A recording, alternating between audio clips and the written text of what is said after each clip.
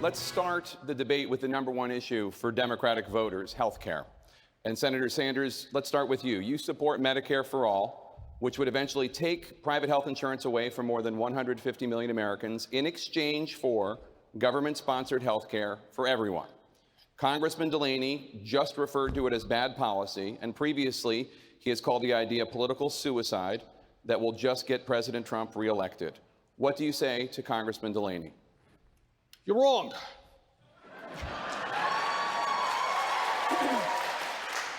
Right now, we have a dysfunctional healthcare system, 87 million uninsured or underinsured, $500,000 Americans every year going bankrupt because of medical bills, 30,000 people dying while the healthcare industry makes tens of billions of dollars in profit. 5 minutes away from here, John, is a country. It's called Canada. They guarantee health care to every man, woman, and child as a human right. They spend half of what we spend. And by the way, when you end up in a hospital in Canada, you come out with no bill at all. Health care is a human right, not a privilege. I believe that. I will fight for that. Thank you, Senator Sanders. Congressman Delaney? Well, I'm right about this. We can create a universal health care system to give everyone basic health care for free, and I have a proposal to do it. But we don't have to go around and be the party of subtraction and telling half the country who has private health insurance that their health insurance is illegal. My dad, the union electrician, loved the health care he got from the IBEW. He would never want someone to take that away. Half of Medicare beneficiaries now have Medicare Advantage, which is private insurance, or supplemental plans. It's also bad policy. It'll underfund the industry. Many hospitals will close, and it's bad policy. Senator Sanders, my name was also mentioned in this. We're going to come to you in 1 second, but let me go to Senator Sanders right now. Senator Sanders? The fact of the matter is, tens of millions of people lose their health insurance every single year when they change jobs, when their employer changes that insurance. If you want stability in the healthcare system, if you want a system which gives you freedom of choice with regard to doctor or hospital, which is a system which will not bankrupt you, the answer is to get rid of the profiteering of the drug companies and the insurance companies, move to Medicare for all. But now he's talking about a different issue. What I'm talking about is really simple. We should deal with the tragedy of being uninsured and give everyone health care as a right. But why do we got to be the party of taking something away from people? No one is the party. That's what they're running on. They're running on telling half the country that your health insurance is illegal. It says it right in the bill. All right, we don't have to do that. We can give everyone health care and allow people to have choice. That's the American way. Look, thank you, Congressman. Senator Warren? So look, let's be clear about this. We are the Democrats. We are not about trying to take away health care from anyone. That's what the Republicans are trying to do. And we should stop using Republican talking points in order to talk with each other about how to best provide that health care. Now, I want to have a chance to tell the story about my friend, Addie Barkin. Addie is 35 years old. He has a wife, Rachel. He has a cute little boy named Carl. He also has ALS, and it's killing him. Addie has health insurance, good health insurance, and it's not nearly enough. I'm staying with you. I'm staying with you, but you exceeded your time, and so let me just stay with you on Medicare for all. All right. At the last debate, you said you're, quote, with Bernie on Medicare for all. Now, Senator Sanders has said that people in the middle class will pay more in taxes to help pay for Medicare for all, though that will be offset by the elimination of insurance premiums and other costs. Are you also, quote, with Bernie on Medicare for all when it comes to raising taxes on middle-class Americans to pay for it? So giant corporations and billionaires are going to pay more. Middle-class families are going to pay less out of pocket for their health care. And I'd like to finish talking about Addie, the guy who has ALS. This isn't funny. This is somebody who has health insurance and is dying.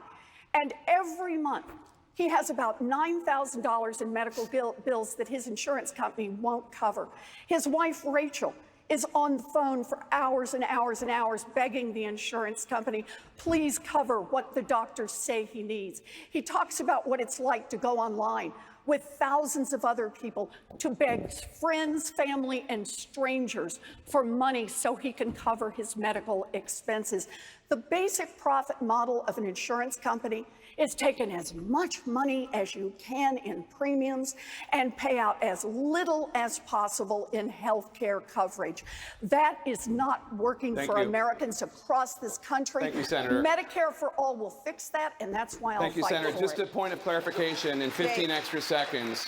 Would you raise taxes on the middle class to pay for Medicare for All, offset obviously by the elimination of insurance premiums? Yes or no? Costs will go up for billionaires and go up for corporations. For middle-class families, total costs will go down.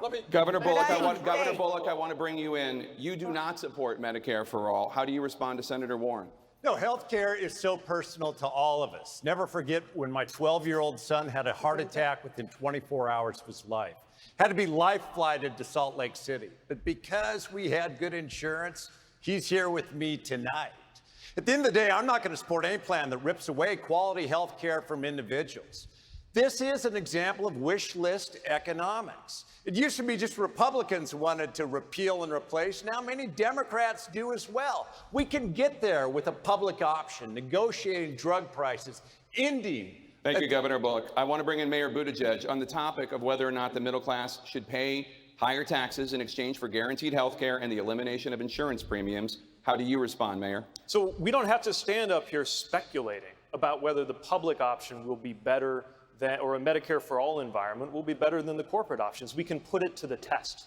That's the concept of my Medicare for All who want it proposal. That way, if people like me are right, that the public alternative is going to be not only more comprehensive, but more affordable than any of the corporate options around there. We'll see Americans walk away from the corporate options into that Medicare option, and it will become Medicare for All without us having to kick anybody off their Just insurance. 15 seconds on the clarification. You are willing to raise taxes on middle-class Americans in order to have universal coverage with the disappearance of insurance premiums, yes or no? I think you can buy into it. That's the idea of Medicare for All who want it. Look, this is a distinction without a difference, whether you're paying the same money in the form of taxes or premiums. Look, in this country, if you have health coverage, if you don't have health coverage, you're paying too much for care. And if you do have health coverage, you're paying too much for care. I want to bring in Congressman O'Rourke on the topic of whether the middle class should pay higher taxes in exchange for universal coverage and the elimination of insurance premiums. What's your response? The answer is no. The middle class will not pay more in taxes in order to ensure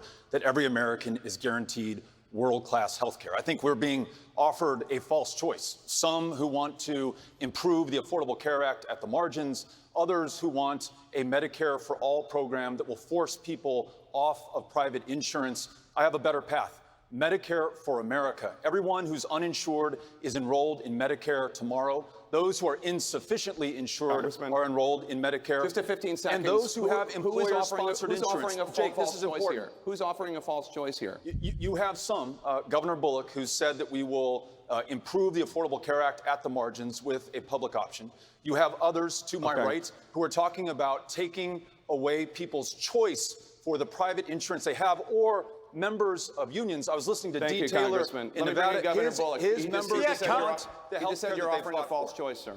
Congressman, not at all. You know, it took us decades and false starts to get the Affordable Care Act. So let's actually build on it. A public option, allowing anyone to buy in. You know, we pay more for prescription drugs than any place actually in the world. We got nothing to show for it. Negotiate prescription drug prices. Enterprise medical billing.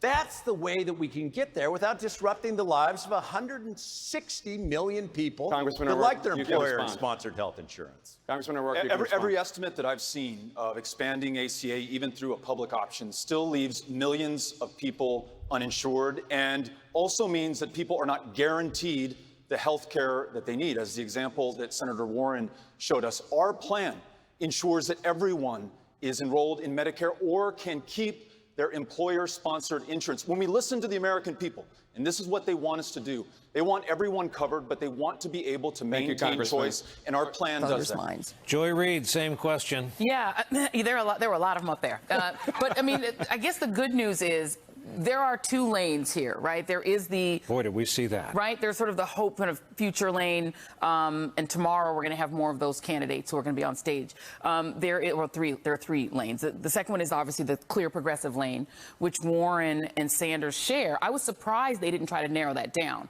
They did seem, as Chris said, to be kind of on the same team, fighting off all the moderates to their left and to their right on that stage. But among the moderates, the job was to then narrow it down and become the moderate. Because right now, Joe Biden occupies that lane of being the moderate. And the only alternative to him is going to be a governor or maybe Mayor Pete Buttigieg. So I was looking to see if one of them was going to stand out as the one guy who could be the last moderate standing. I'm not sure that any of them stood out for me in a sense that they were going to be able to eliminate the others. They're all at 0%. I thought Buttigieg did a good job of laying claim to being the moderate who's also young, so that he could be a moderate that's also marketable maybe to a party that wants a future sort of candidate but still wants a moderate and somebody who's going to scare them. I do think that Delaney did a good job of trying to be the pugilist to take down Warren and Sanders. I was surprised that Warren and Sanders didn't try to differentiate between themselves. So I think, because she was the person who was sort of the front runner, on paper first, I think it's a good night for Warren. No one took her down. Lawrence O'Donnell, fellow Bay Stater. Strongly agree with that last line, that it really it was Elizabeth Warren's debate going in, and it stayed that way all the way through. I didn't see anybody gain on her at any point in it. Bernie Sanders and Elizabeth Warren, I don't think so much they made a tactical decision not to argue with each other. There's nothing to argue about. So it would look very strange if one of them tried to find a sliver of space between them. I think there might be three categories there: the moderates, the liberals, and Pete Buttigieg, who I think wants to sound like a moderate in some moments and wants not to in other moments. And I think chooses those very carefully. So I think he actually lives in between those two spaces. Of the people clearly occupying the moderate side of the stage, I actually thought Tim Ryan had the best night by far. I thought he never had a misstep. You can disagree with his policies, but he was very clear in stating them. He's from Ohio, which we must never forget, and he doesn't let you forget. He's given us 8 presidents. Yeah, and the other one who's kind of near that category is Beto O'Rourke, who, because he's from Texas, does not embrace all of the liberal positions. He stressed those 38 electoral votes in Texas because there's a new poll out today showing Beto O'Rourke beats Donald Trump by double digits in Texas. Beto O'Rourke is by far the strongest Democratic candidate there, and he was trying to demonstrate that. But at the top of the game tonight, Elizabeth Warren seemed to hold her position and had, I think, some very, very strong moments in going back against candidates like Delaney and Governor Bullock, especially on the nuclear first strike question.